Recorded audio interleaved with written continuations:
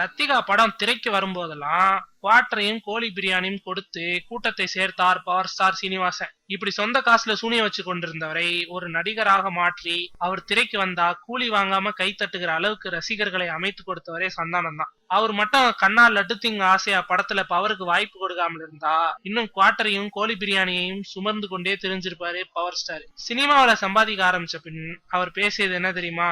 எனக்கு வர வாய்ப்புகளை சந்தானம் தடுக்கிறார் என்றுதான். அதுக்கப்புறம் பல படங்கள்ல பவர் இருந்தாரு. ஐயோ பாவம், நமக்கு தான் சிரிப்பே வரல. நிஜம் இப்போதுதான் புரிய ஆரம்பிச்சிருக்கிறது சீனிவாசனுக்கு.